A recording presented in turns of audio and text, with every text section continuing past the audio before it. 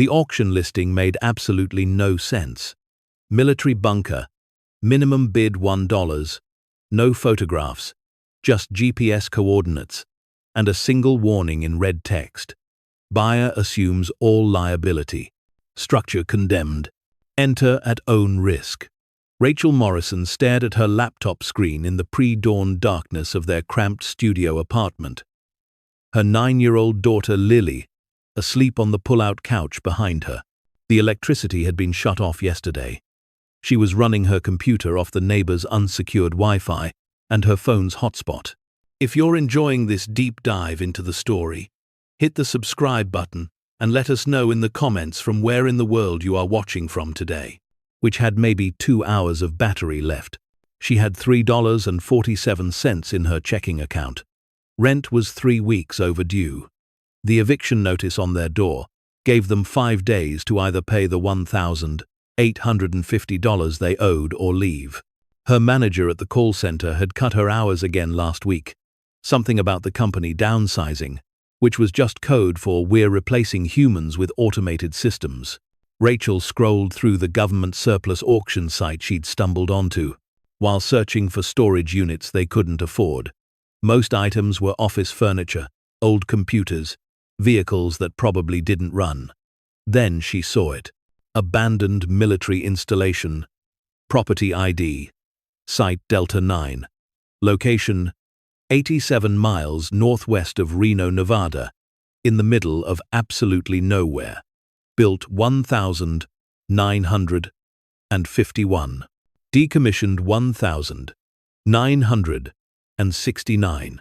Total underground area, approximately 12,000 square feet. Minimum bid, $1. Rachel read it 3 times. She clicked on the property details. No interior photos, just a satellite image showing what looked like a concrete slab emerging from desert scrubland, surrounded by chain-link fence, with warning signs still visible even from space. The description was almost comically sparse. Former Cold War-era military bunker, sold as is. No utilities. No road access beyond dirt path. Structural integrity unknown. Previous owner, U.S. Department of Defense. Reason for sale, asset disposition. She thought about their situation, about how Lily had worn the same winter, a coat for 3 years. The one with the broken zipper, Rachel kept safety pinning closed.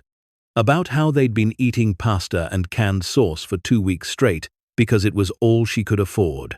About how her daughter deserved so much better than sleeping on a pull-out couch while her mother worked 60 hours a week and still couldn't make rent.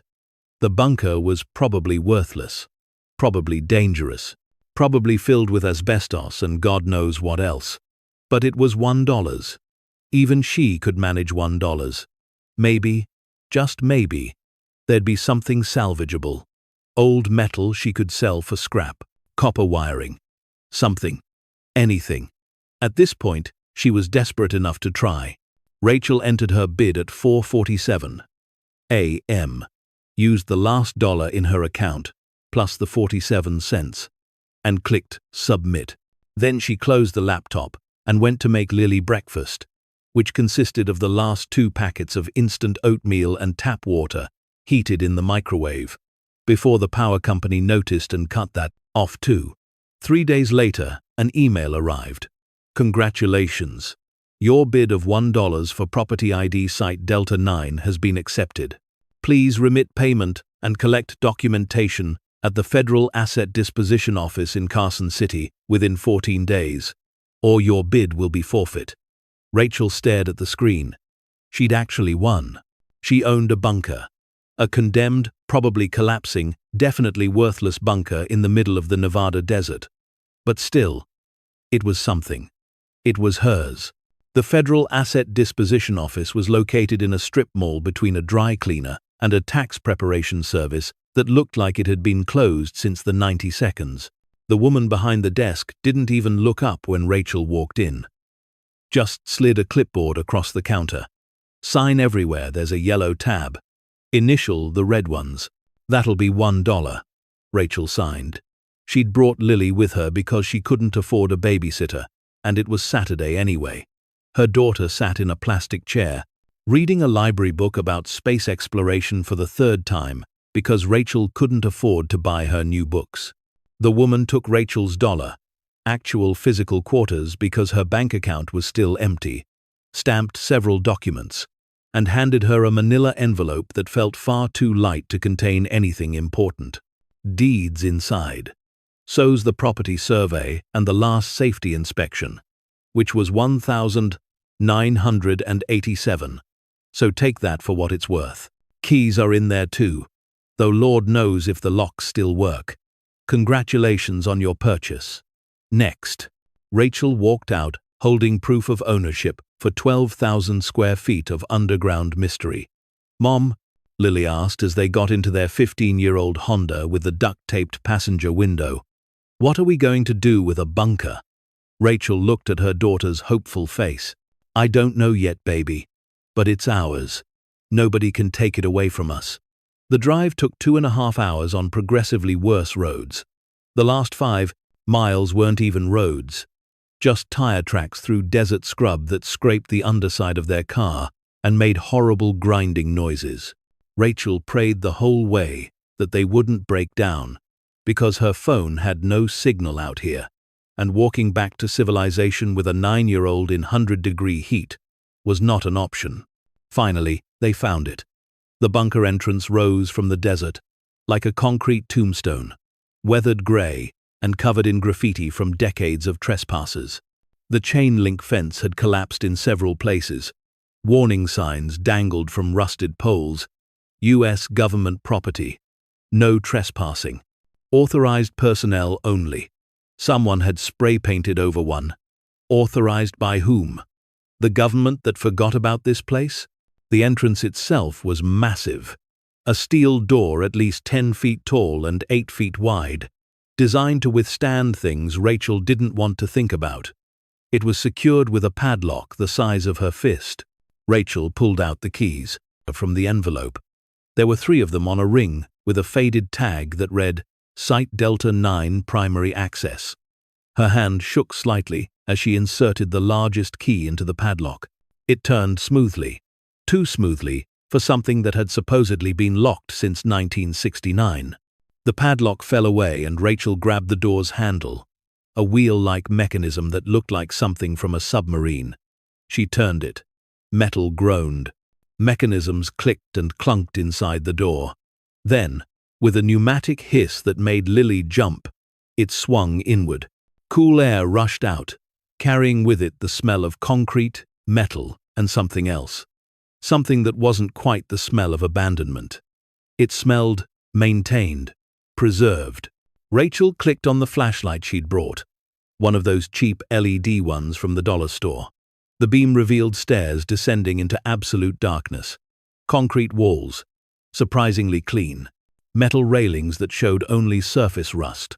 Overhead, she could see pipes and electrical conduits, all neatly organized.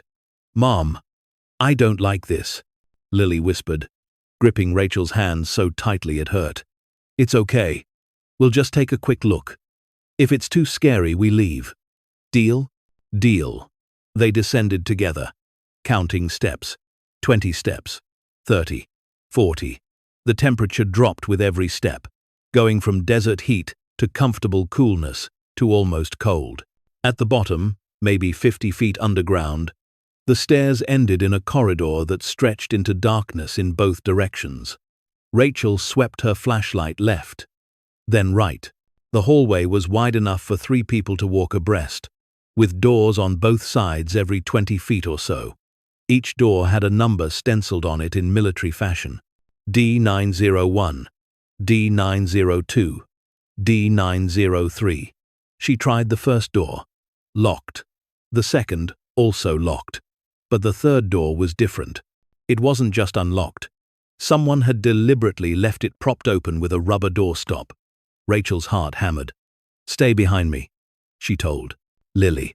She pushed the door fully open. The room beyond was enormous, at least 40 feet square. If you find this story engaging, Please take a moment to subscribe and enable notifications. It helps us continue producing in-depth content like this, filled with metal shelving units that stretched from floor to ceiling. And on those shelves, covered in dust but otherwise pristine, were supplies, canned goods, boxes of dried food, water containers, medical supplies, all organized with military precision. "Whoa," Lily breathed.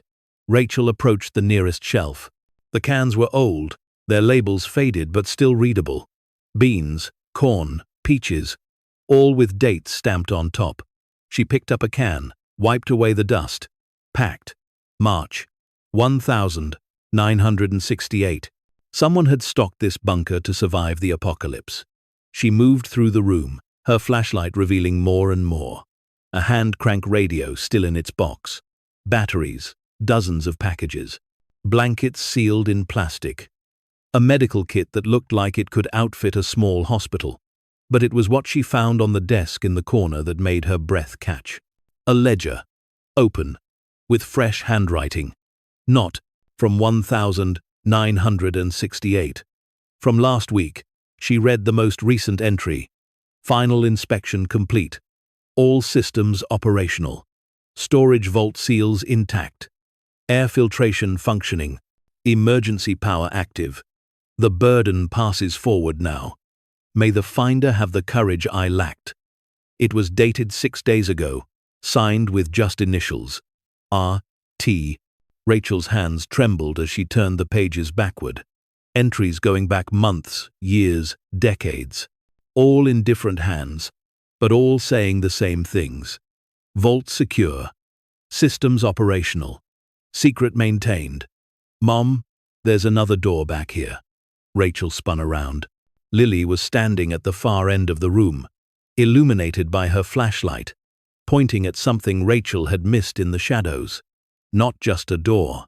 A vault door. Circular, like something from a bank, with a combination dial and massive locking bolts around its circumference. Rachel approached slowly. The vault door was different from everything else in the bunker, where the rest showed age and eyes. This was immaculate. The metal gleamed. The combination dial moved smoothly when she touched it.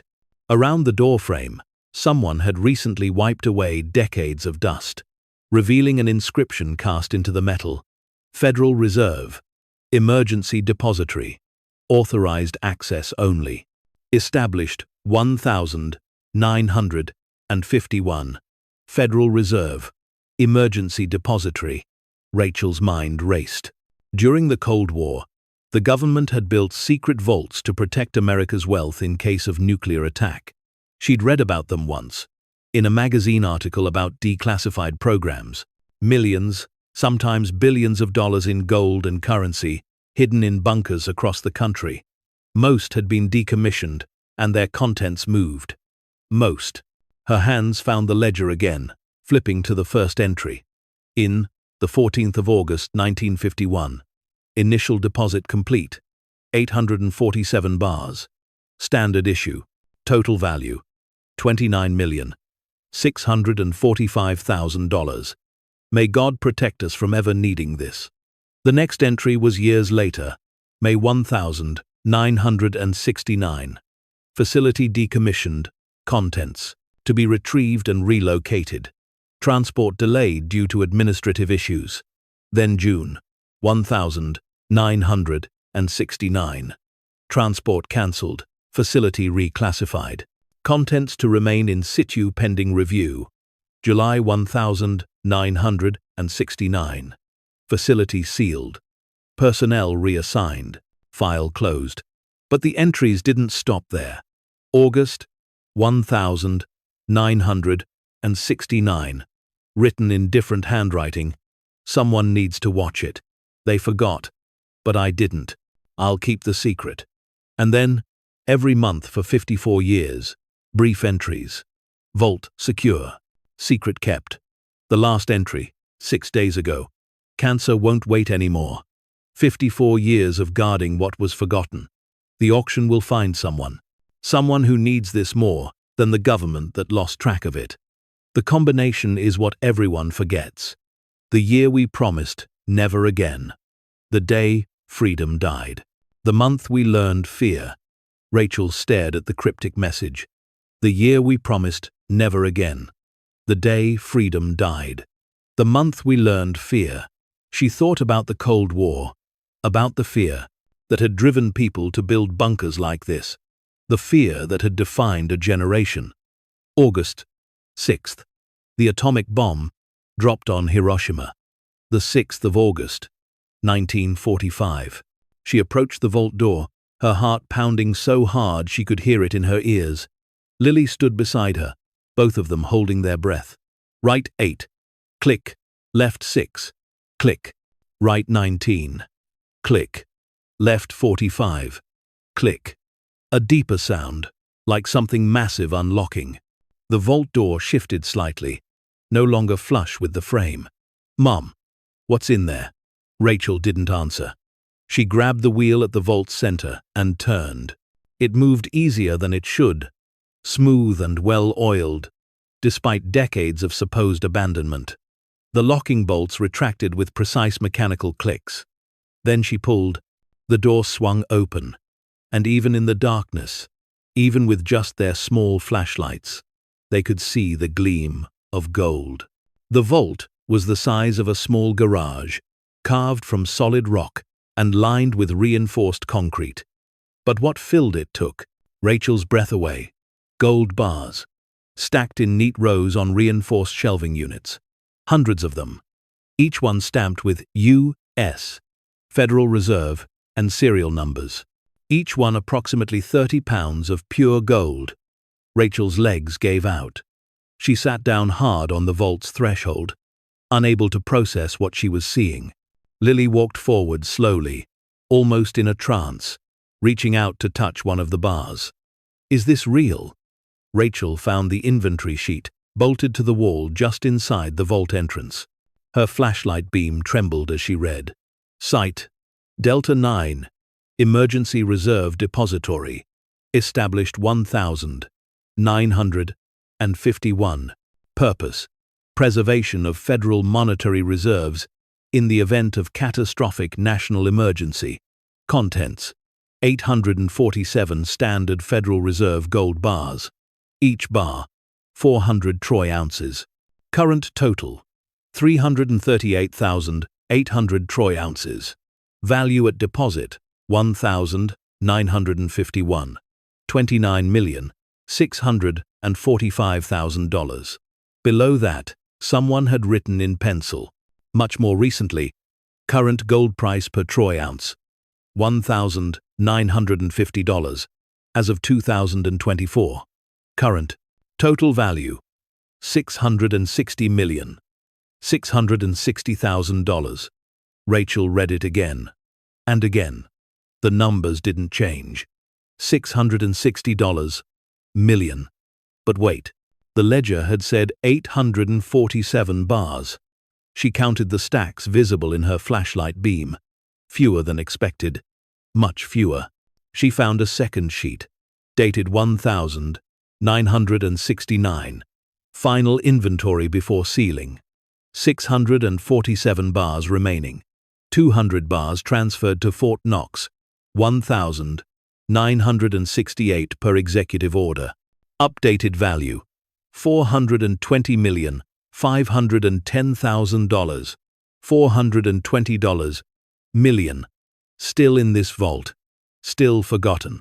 Still, according to the deed in her pocket, on property she now owned. "Mom?" Lily's voice was very small.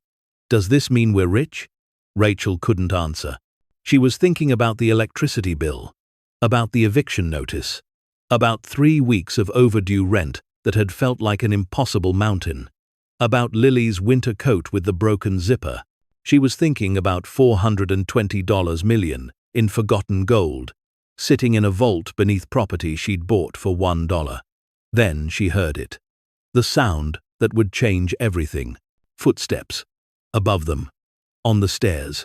Coming down. Multiple sets of footsteps. And voices. The door was open. Fresh tire tracks outside. Someone's here. Rachel grabbed Lily, pulled her close. clicked off both flashlights. In the sudden darkness of the vault, surrounded by $420 million in gold, she held her daughter and tried to think. The auction had been public. Anyone could have seen it. Anyone could have known what this place really was.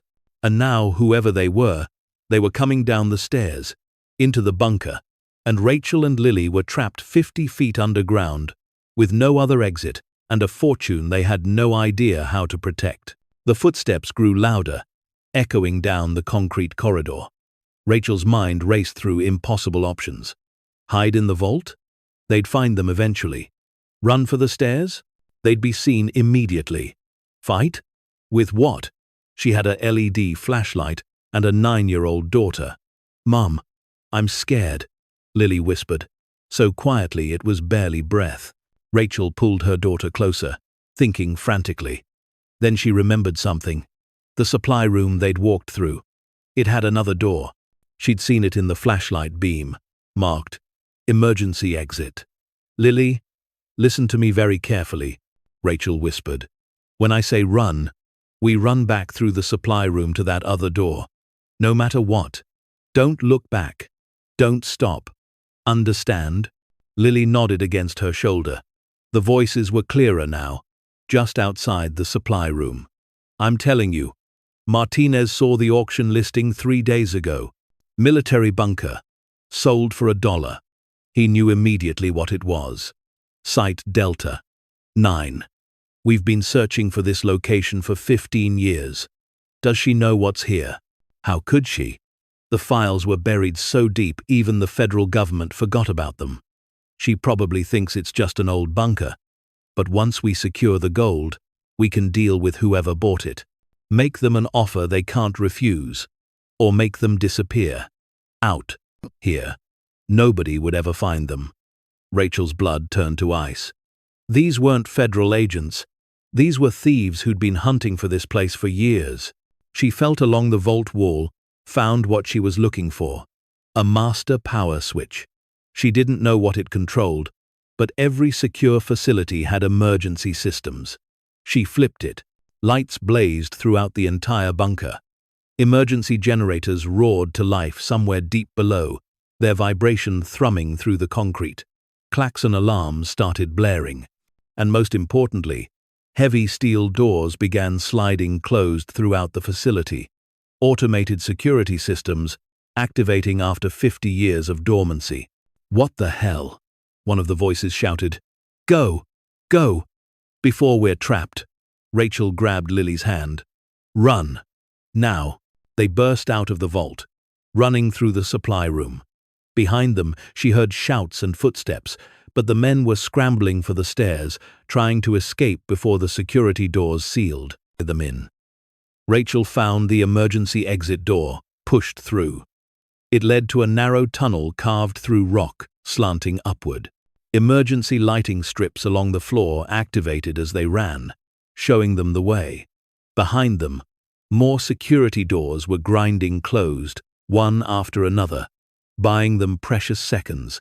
The tunnel climbed for what felt like forever, Lily stumbling but never stopping, Rachel pulling her forward.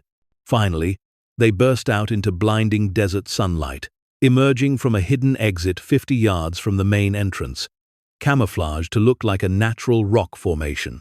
Rachel could see the main bunker entrance from here. 3 men were sprinting out, barely making it before the massive main door began grinding closed. They stopped outside, staring back at the sealed entrance, then at each other. One of them noticed Rachel and Lily. "There! That's them!" But Rachel was already moving. She'd left their car at the main entrance. But there was something else here by the emergency exit. An old military jeep, covered by a tarp, hidden behind rocks. The keys were in the ignition. Just like the ledger had mentioned.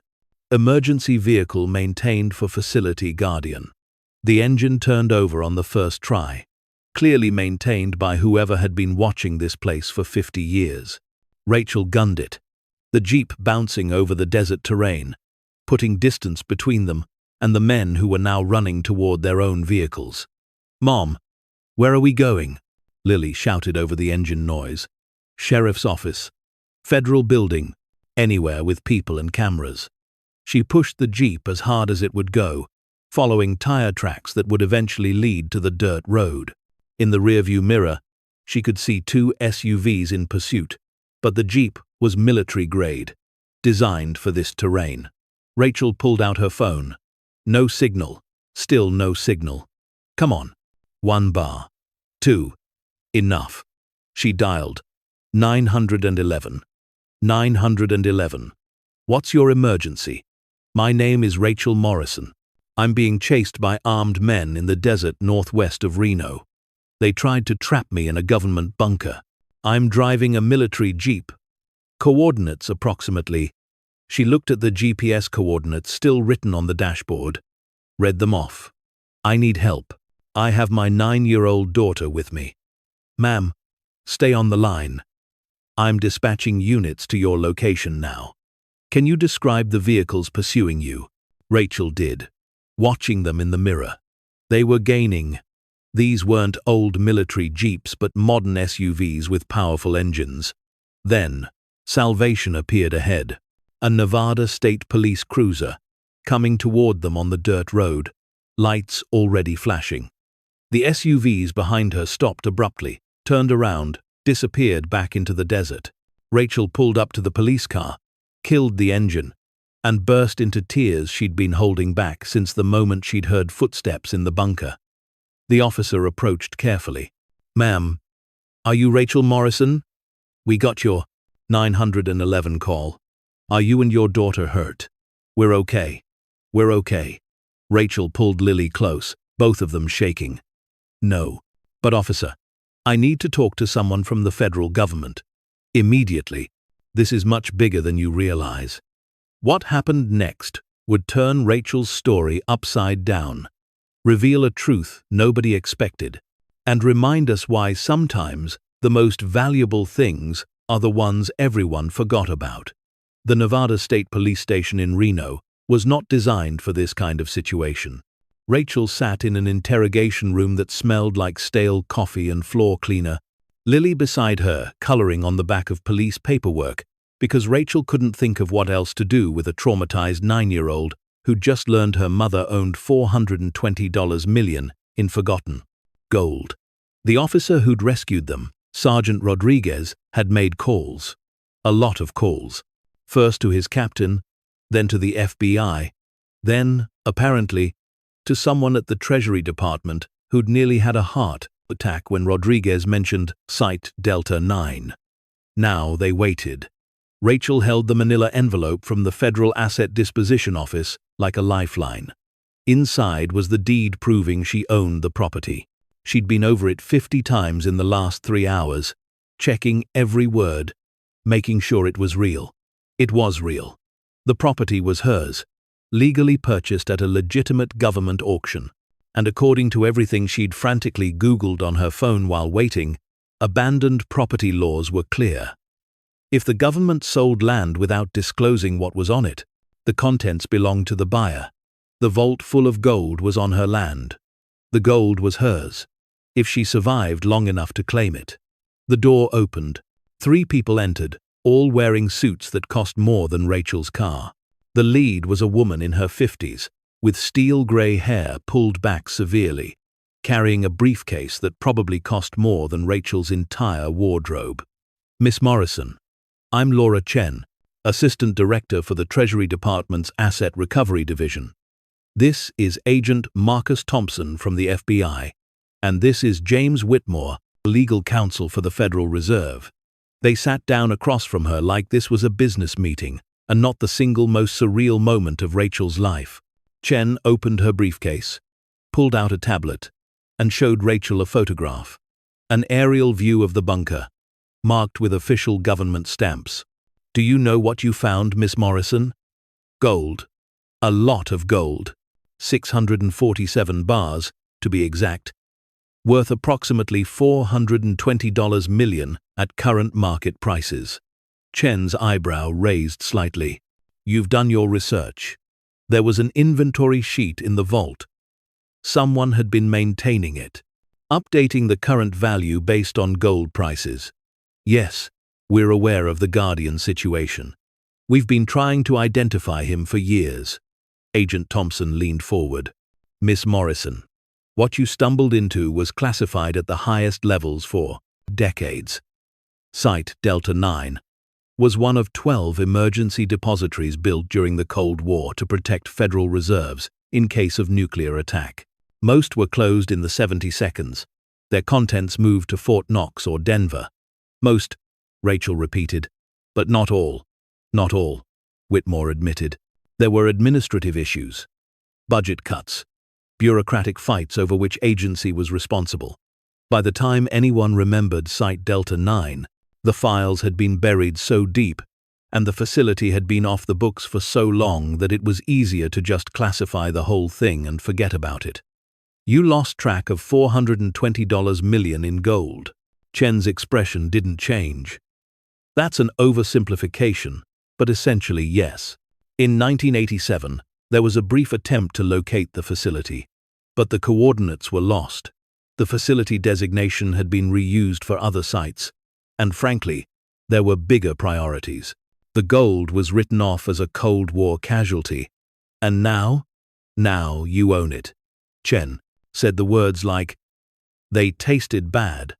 The property was legally deaccessioned and sold at legitimate auction.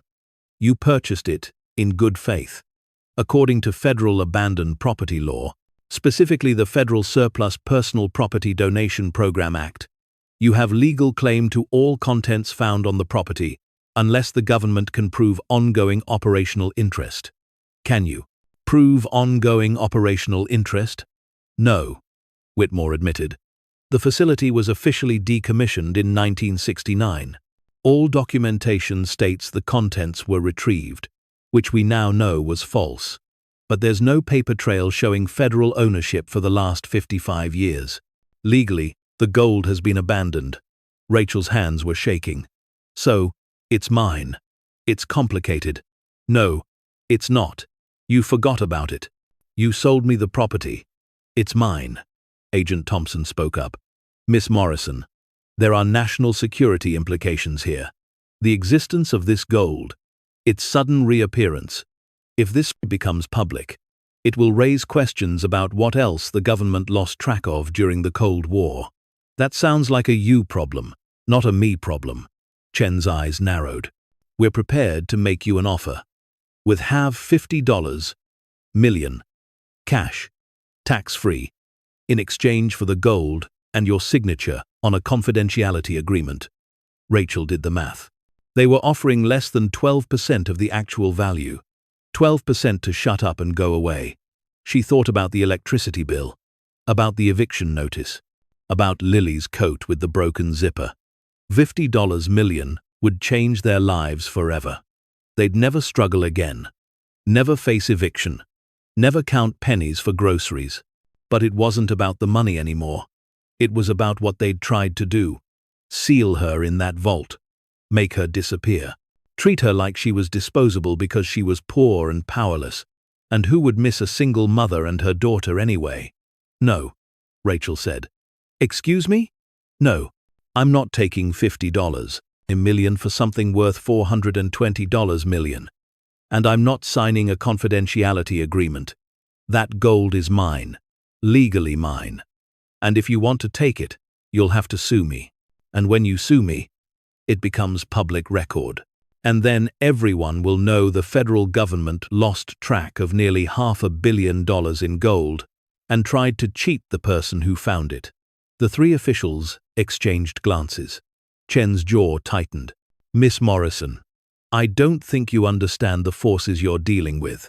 Those men who chased you, they won't be the last. There are people who've been hunting for those Cold War vaults for decades. Treasure hunters, criminals, foreign governments. The moment word gets out, you'll have a target on your back. Then, I guess the federal government better provide protection for a taxpayer who legally acquired property at your own auction. This is a mistake, Whitmore said. We're offering you a generous settlement. 12% isn't generous. It's insulting. I'm a single mother who works in a call center. I know what it's like to be squeezed, because someone thinks you're desperate enough to accept whatever scraps they throw you. Not anymore. Rachel stood up, gathering the manila envelope. Here's what's going to happen. I'm going to hire a lawyer, a really good lawyer, and we're going to establish legal claim to that gold. And then, I'm going to do something none of you expected, which is, I'm going to use it to help people. Real people who've been forgotten just like that gold was forgotten. Single mothers, veterans, working families, everyone. The system left behind while you were busy losing track of $420 million. She turned to leave, then stopped. Oh, and about those men who tried to kill me and my daughter? You might want to find them before I do, because I'm pressing charges. Attempted murder, attempted robbery, criminal conspiracy, and when that goes to trial, it'll all come out. The bunker, the gold, everything. Chen's voice was ice. You're making a serious mistake, Miss Morrison.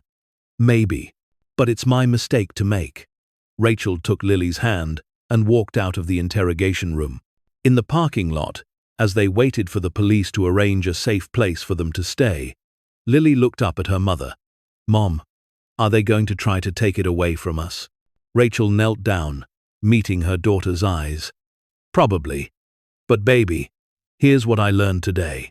The scariest moment wasn't finding the gold. It wasn't even being chased. It was realizing I'd spent so long being afraid that I'd forgotten I could fight back. Are we going to win? I don't know. But we're going to try. And sometimes, trying is enough. The lawyer Rachel found was named Patricia Morse, a woman in her 60s who'd made her career representing David against Goliath. She'd taken on corporations, governments, and once, famously, the IRS. She worked out of a small office in downtown Reno and answered her own phone. You want to sue the federal government for $420 million in gold, Patricia said after listening to Rachel's story. It wasn't a question. I want to establish legal claim to property I own on land I legally purchased. Patricia leaned back in her chair, studying Rachel. You know they'll try everything. Eminent domain, national security claims, administrative seizure. They'll drag this through courts for years. Can we win? Maybe. The law is actually on your side. Federal abandoned property statutes are clear. But this isn't really about law. It's about power. The question is, can you handle what comes next? Rachel thought about Lily, about the life they'd been living, paycheck to paycheck, crisis to crisis, about the eviction notice and the electricity cutoff and all the small humiliations of poverty. I've been handling worse my whole life. At least now I'm fighting for something real. Patricia smiled. Then let's make some very powerful people very uncomfortable. The lawsuit was filed. 3 days later. Morrison v. United States Department of Treasury. The case summary was straightforward. Plaintiff seeks declaratory judgment, establishing ownership of property found on land, legally purchased at government auction. The news broke within hours.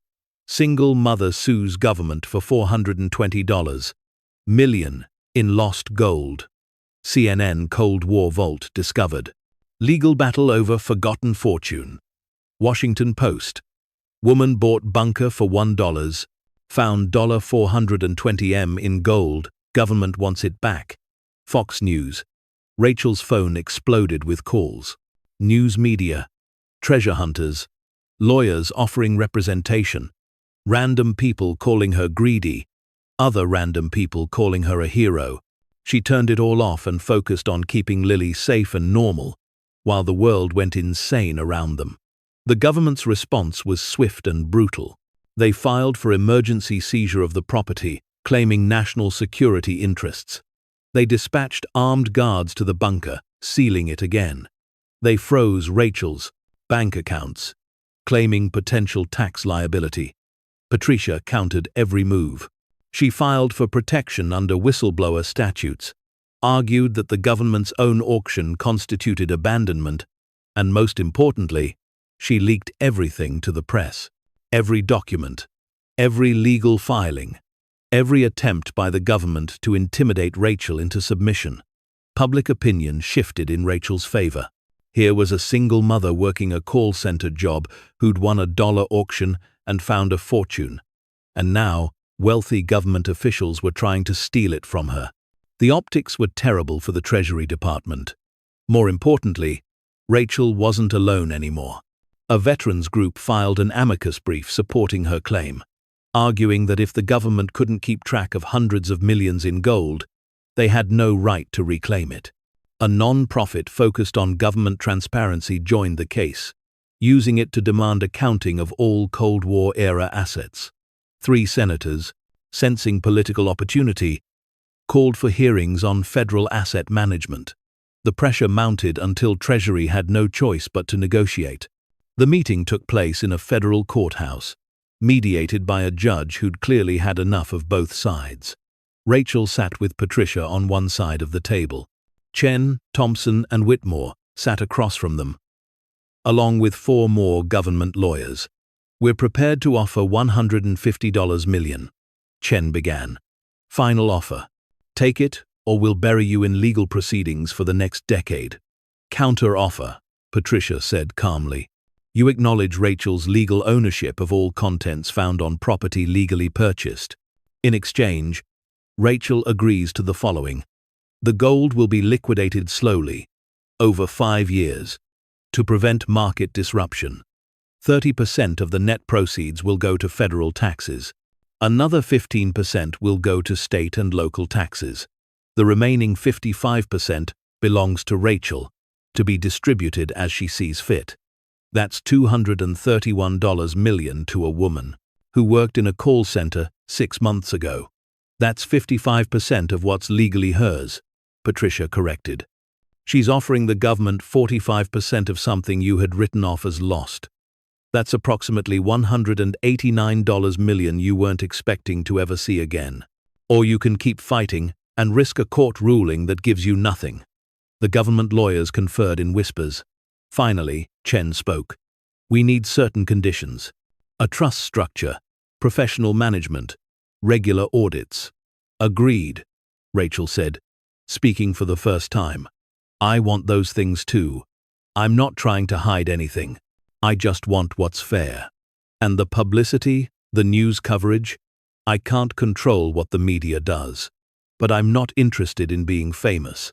I'm interested in using this money to help people who've been forgotten, just like that gold was forgotten."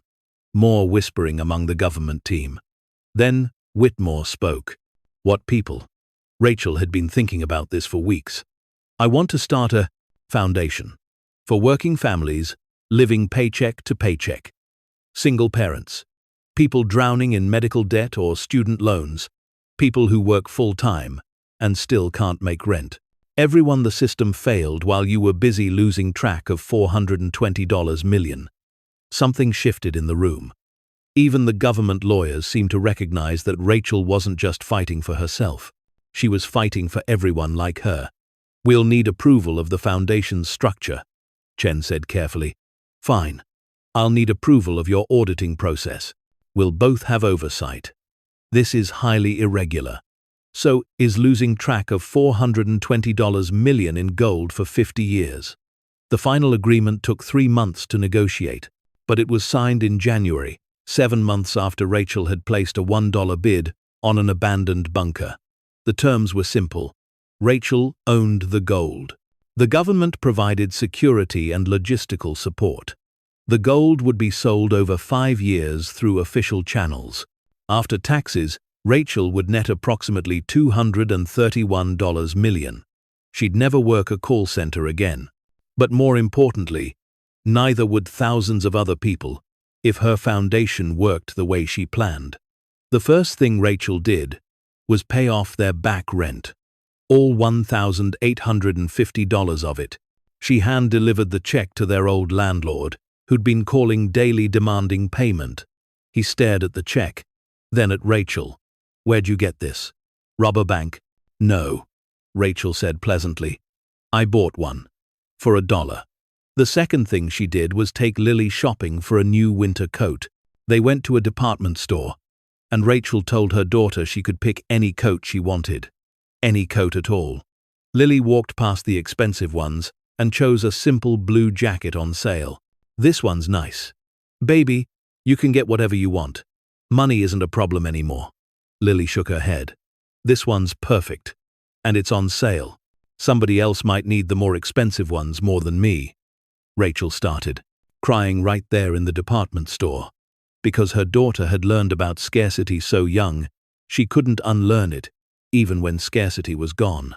They bought 3 coats that day, 1 for Lily and 2 to donate to the children's shelter, where they'd stayed for a month 2 years ago, when they'd been evicted before. The third thing Rachel did was hire Patricia Morse as the foundation's legal counsel, with a salary triple what Patricia had been making at her small practice. "You don't have to do this," Patricia said. "You already paid my legal fees. I'm not doing it because I have to. I'm doing it because you fought for me when I had nothing. Now I have something, and I'm fighting for others. I need someone who knows how to fight." The foundation launched in March, 11 months after Rachel had bought the bunker. It was called the Second Chance Foundation, and its mission was simple: provide direct financial assistance to working families in crisis. Not loans, not programs, direct cash payments to people who needed help right now, today, desperately. Medical debt? Paid. Eviction notice? Rent covered. Car broke down, and you need it for work? Fixed. Student loans drowning you? Payment made. The foundation's guidelines were deliberately broad. If you're working, trying, doing your best, and still falling behind, you qualify. The applications flooded in. Thousands in the first week, tens of thousands in the first month. Each one a story like Rachel's used to be, of people stretched too thin, working too hard, still falling short. Rachel hired a team to process applications: former social workers, teachers, community organizers, people who knew how to tell the difference between need and want, who understood that sometimes $500 was the difference between surviving and going under. The first checks went out in April. A single father in Baltimore, whose car had died, and who couldn't get to work without it, $3,200 for repairs. A woman in Phoenix, facing eviction because her hours had been cut, $1,400 for rent. A veteran in Portland, with medical bills from cancer treatment, $15,000 to clear the debt. Story after story of crisis averted, of families pulled back from the edge, of people given the breathing room to rebuild. But Rachel did more than just write checks. She partnered with trade schools to offer free training programs. She worked with hospitals to negotiate down medical debt for foundation recipients. She created a legal fund to help working families fight predatory lenders and wage theft. She established childcare subsidies for single parents trying to work and study simultaneously. The foundation became what Rachel had needed years ago: a safety net for people whose only crime was working hard in an economy that didn't pay enough. By the end of the first year, the Second Chance Foundation had distributed $47 million to 23,000 families across all 50 states. The stories came back in letters, emails, sometimes hand-delivered to the Bren Foundation office Rachel had established in Reno. "You saved my family. I was going to lose my house. Now my kids still have a home. I'd given up. Your help reminded me not to. I was 3 days from homelessness. Now I have a future." Rachel read every letter, every single one. She wanted to remember what it felt like. The desperation, the fear, the constant calculation of which bill to pay and which to let slide. She never wanted to forget that she'd once been one of those letters, one disaster away from losing everything. The media attention was intense, but Rachel learned to manage it. She did interviews, always focusing on the foundation's work rather than her story. She appeared before Congress when they held hearings on federal asset management, using her testimony to highlight how many Americans were living in poverty despite working full-time. "You lost track of $420 million, she told the congressional committee. I understand how that happens. Bureaucracy, paperwork, time passing. But while you were losing track of gold, you were also losing track of people. Millions of people working jobs that don't pay enough, living in a country wealthy enough to lose $420 million and not notice. The gold I found? I'm giving most of it away. I don't need $420 million. I needed safety, security, hope. That's what I'm trying to provide now. What I wish someone had provided for me. The congresswoman, chairing the hearing, leaned forward. Miss Morrison, what do you think the government should learn from this situation? Rachel thought about it. That the things we forget about are often the things that matter most. Whether it's gold in a bunker or single mothers working double shifts. Pay attention. Remember. Care. The men who'd tried to trap Rachel in the bunker were eventually found and prosecuted. It turned out they were part of a larger group of treasure hunters who'd been searching for Cold War vaults for decades. They'd been monitoring government auctions, looking for property that matched the geographic profiles of known secret installations. They'd seen Rachel's name on the auction winner list and had tracked her to the bunker, planning to secure the gold before she realized what she'd found. They were convicted of attempted kidnapping, criminal conspiracy, and a handful of other charges. They each got 10 to 15 years. Rachel attended the sentencing hearing. One of them, a man named Martinez, apologized to her and Lily, tears streaming down his face. I was desperate. I'd spent 15 years searching, invested everything. I thought the gold would save me. I'm sorry. I'm so sorry for scaring your daughter. Rachel looked at him. This man who'd terrified her, who'd made her feel hunted and helpless. And she understood him, because she'd been desperate too. She knew what desperation made people do. I forgive you, she said. And when you get out, if you need help starting over, contact the foundation. Lily was 11 now, thriving in a way Rachel had never dreamed possible.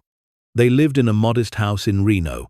Nothing extravagant, just enough space and light and safety. Lily had her own room with bookshelves full of books she actually owned, not library books they had to return. She'd joined the robotics club at school and was talking about becoming an engineer. She volunteered at the foundation sometimes, helping process applications, seeing the same desperation her mother had once lived with. "Mom," Lily asked one evening, as they made dinner together in their actual kitchen with actual fresh groceries they'd actually bought without calculating every penny, "do you ever miss before, when it was just us against the world?" Rachel thought about it. "I miss how simple it was in some ways. But baby, it wasn't us against the world. It was the world against us. And we were barely surviving. Now we're not just surviving. We're thriving. And we're helping others do the same. I'm proud of you, Mom. I'm proud of you too, sweetheart. You could have asked for anything after we found that gold. You chose a coat on sale because someone else might need the expensive ones more. That tells me we're going to be okay." 2 years after finding the bunker, Rachel did something unexpected. She bought the property around the bunker, an additional 400 acres of desert scrubland, and turned it into something new, the Second Chance Foundation campus. The old bunker was converted into a museum, telling the story of Cold War-era emergency preparedness, of government programs forgotten, of ordinary people who ended up guarding extraordinary secrets. The guardian who'd maintained Site Delta 9 for 50 years was eventually identified as Richard Torres, a retired Army sergeant who died of cancer just days before Rachel bought the property. The museum honored his memory, this man who'd kept a promise nobody else remembered. But the campus was more than a museum. Rachel built a training center, offering free classes in trades and skills. She established a childcare facility for students with kids. She created a housing complex for families in transition, safe places to live while getting back on their feet. The desert property that she'd bought for $1, that had seemed like the most desperate purchase of her life, became a place where desperation turned into hope. On the 3rd anniversary of finding the gold, Rachel stood at the dedication ceremony for the campus, surrounded by people whose lives had been changed by the foundation, former recipients who were now employees, donors, volunteers, people who'd been given a second chance and were now providing second chances to others. Patricia Morse, still the foundation's legal counsel and Rachel's closest friend, handed her the microphone. "You should say something." Rachel looked at the crowd. At Lily, now 12, standing with the robotics club from her school, teaching younger kids about engineering. At the families living in the campus housing. At the students attending training classes. At the museum, visitors learning about history and hope. 3 years ago, Rachel began. I was 3 weeks behind on rent. The electricity was cut off. My daughter and I were eating pasta and canned sauce for the second week straight. I bought an abandoned bunker for $1 because I was desperate enough to gamble that last dollar on the possibility of finding something salvageable. I found more than I dreamed. But here's what I learned. The gold wasn't the treasure. The treasure was understanding that I didn't have to stay small, stay silent, stay grateful for scraps. The treasure was learning I could fight back, could demand what was fair, could use what I'd been given to help others. Everyone here has a story. Moments when you were desperate, scared, hanging on by a thread. Some of you received help from this foundation. Some of you provide help now. All of you understand that there's no shame in needing support, and there's great dignity in giving it. The government forgot about $420 million in gold. They forgot about it for 50 years. And I think that's a metaphor for how we, as a society, forget about people. We forget about the single mother working 2 jobs, the veteran struggling with medical bills, the family one-car breakdown away from catastrophe. We forget, or we decide they don't matter enough to remember. This foundation exists to remember, to notice, to care. Every person who applies for help is someone who matters, someone doing their best in a system that often makes best feel like it isn't enough. The gold is almost gone now. We've distributed over $200 million in 3 years. In 5 years, there won't be any gold left. But that's okay, because we've built something that doesn't need gold to continue. We've built a community of people who remember what it's like to need help, and who now provide it. Rachel looked at Lily. My daughter asked me once if I miss before. The answer is no, because before, we were forgotten. We were invisible. We didn't matter to anyone in power. Now we're visible. We matter. And most importantly, we're helping others become visible too. So, thank you. Thank you to everyone who supported this work. Thank you to Patricia for fighting beside me. Thank you to the staff who process applications with compassion and dignity.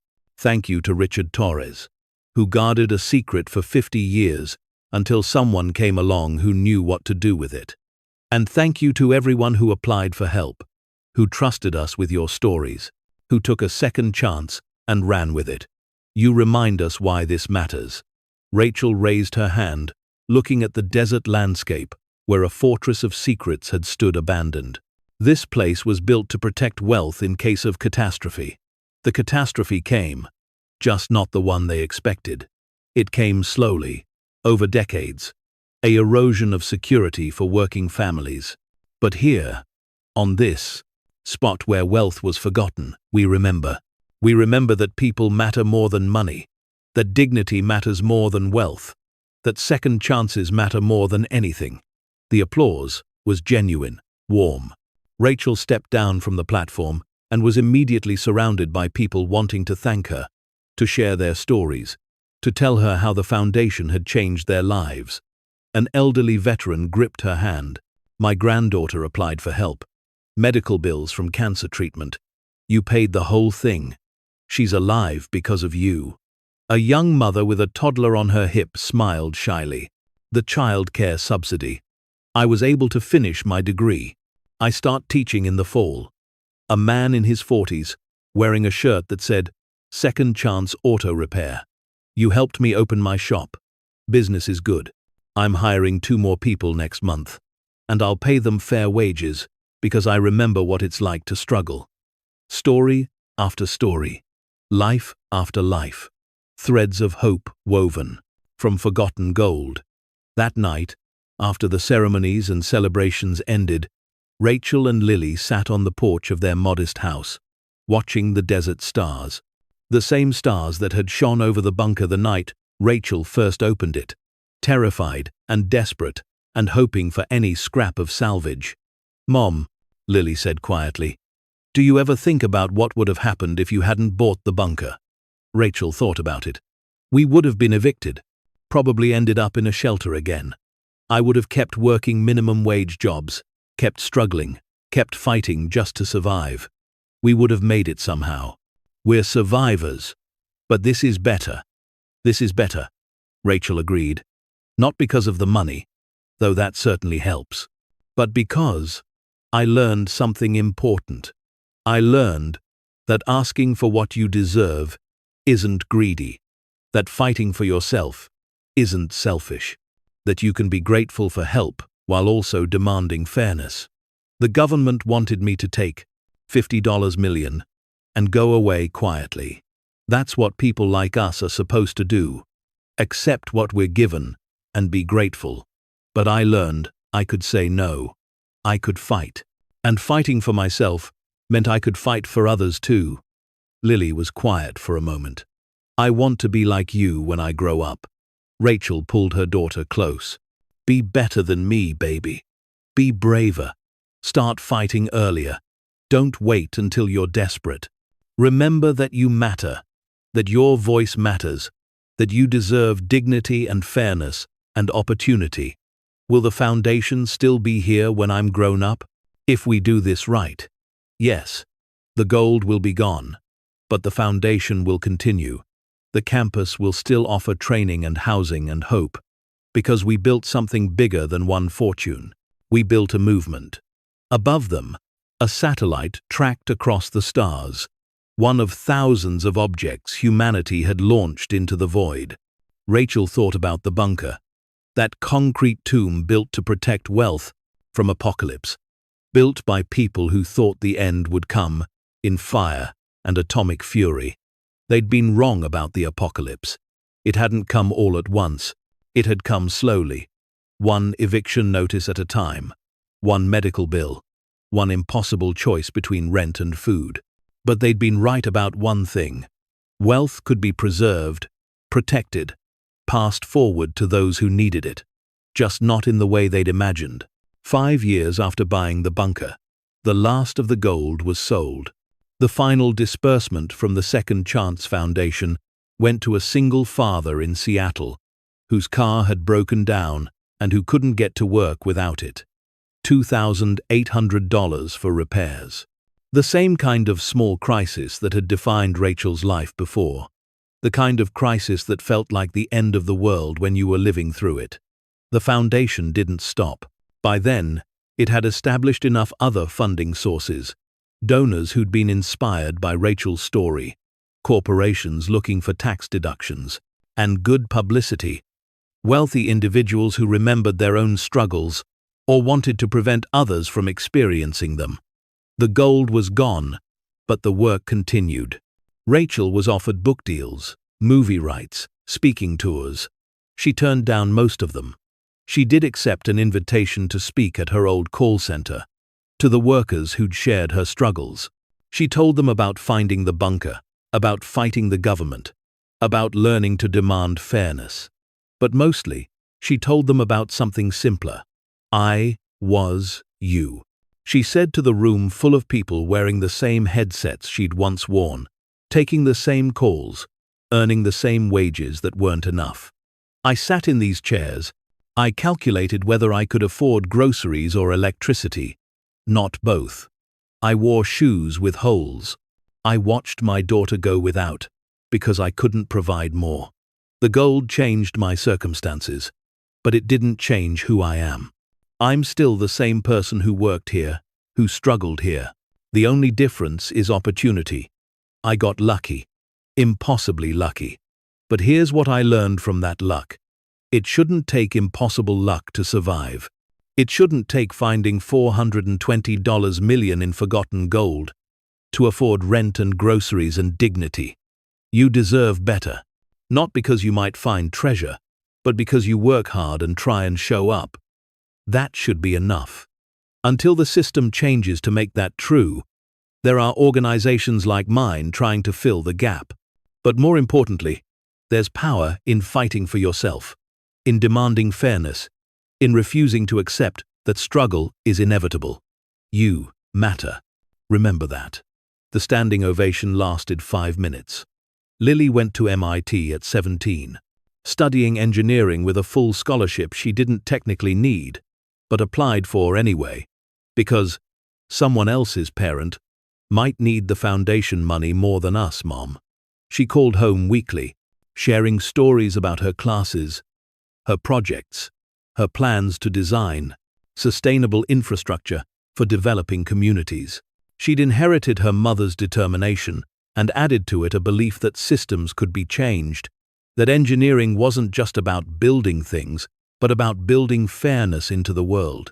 Rachel remained in Reno, running the foundation, expanding its programs, training others to replicate the model in different cities. She dated occasionally, but there was never time to get serious. The work was too important, too urgent. There were always more applications, more families in crisis, more people falling through gaps in the safety net. On quiet nights, she sometimes drove out to the bunker campus, walking through the museum, reading the exhibits about Cold War paranoia and government secrets.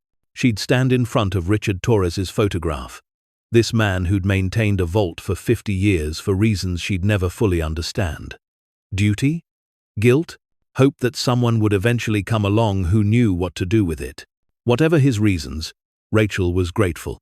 His decades of secret vigilance had given her the chance to build something meaningful. 10 years after buying the bunker for $1, Rachel received a letter at the foundation office.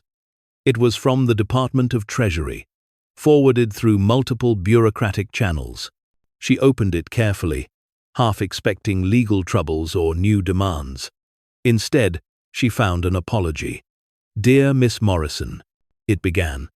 "This letter comes 10 years too late, but on behalf of the Department of Treasury and the federal government, we wish to formally acknowledge that our initial response to your discovery of Site Delta 9 was inappropriate, unjust, and reflected poorly on our commitment to fairness and transparency. Your fight to claim what was legally yours, and your subsequent decision to use that wealth to help others, has been an example to this department and to the nation. You turned our failure into your success, and then turned your success into opportunity for thousands of others. We are writing to inform you that the federal government has established the Morrison Initiative for Federal Asset Transparency, requiring regular audits and public disclosure of all government assets to prevent future situations like Site Delta 9.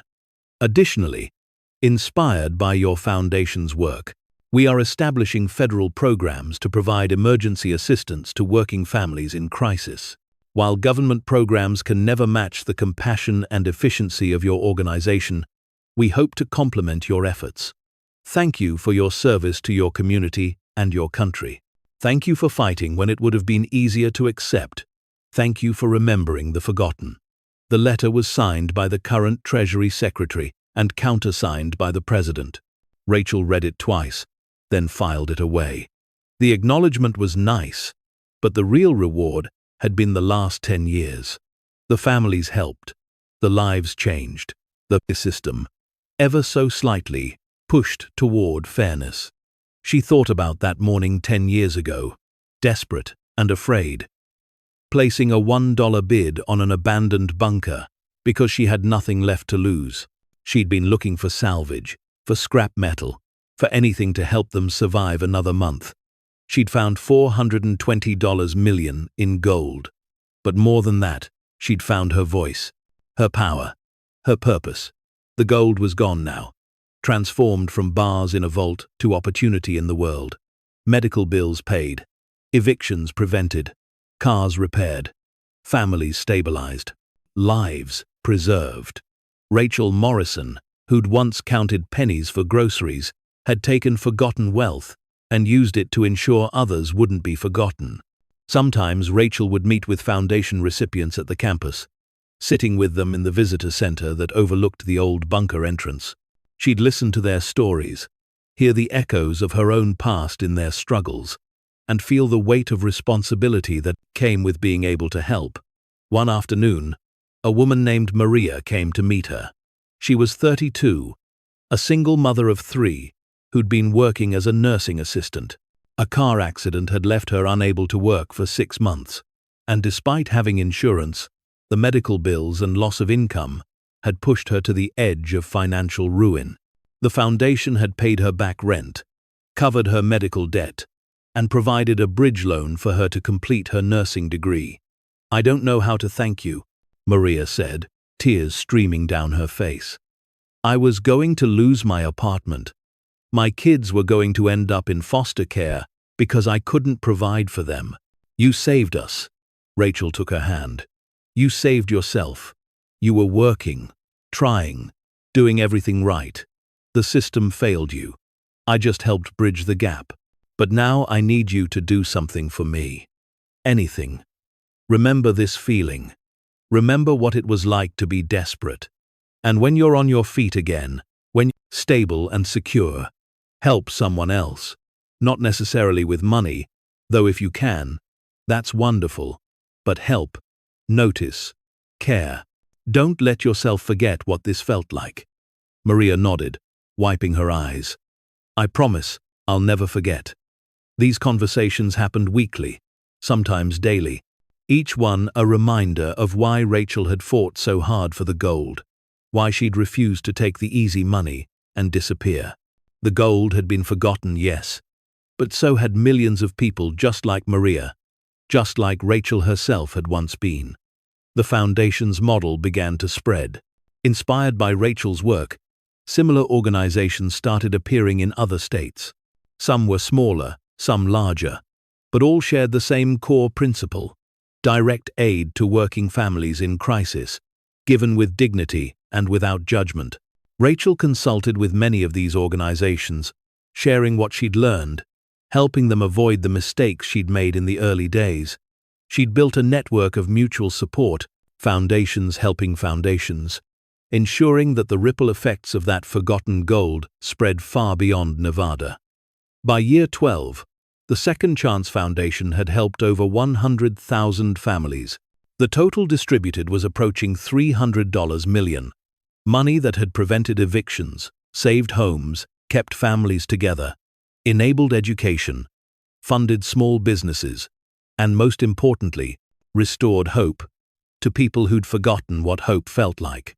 Rachel kept meticulous records of every dollar spent, not because the government required it, though they did, but because she wanted to understand what worked, what helped people not just survive a crisis, but break the cycle of crisis altogether. The data told clear stories. Childcare support helped single parents complete education and training. Legal aid prevented wage theft and predatory lending from destroying family finances. Small business loans created employment in communities where jobs were scarce. Housing assistance kept children in stable schools and parents in steady work. But the most powerful intervention remained the simplest: direct cash payments to people in immediate crisis. No strings, no judgments, just help when it was needed most. Rachel presented this data everywhere she could: congressional hearings, academic conferences, community meetings. She became an unlikely expert on poverty, not from studying it in universities, but from living it, surviving it, and then dedicating herself to helping others escape it. Critics emerged, of course.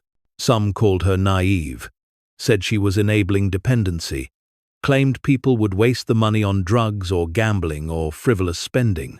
Rachel had heard it all before, the same judgments that had been directed at her when she'd been struggling. She responded with data.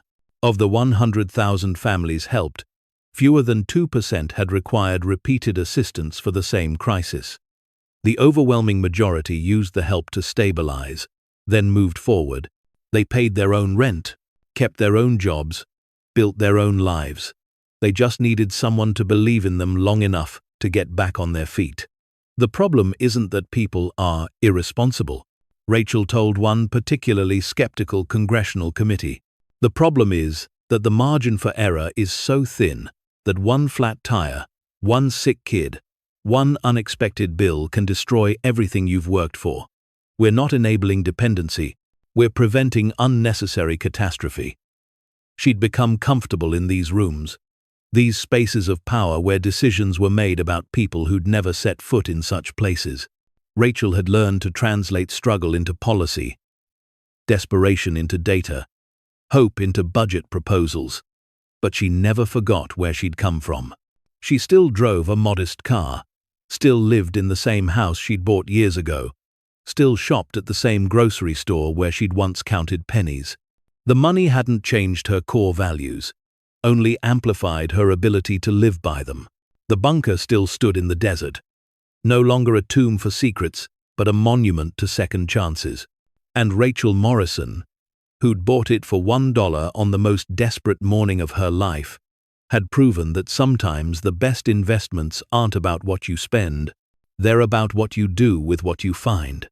Thank you so much for watching until the end.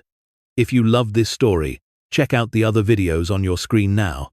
I think you'll really enjoy them. And don't forget to subscribe if you haven't already. See you in the next story.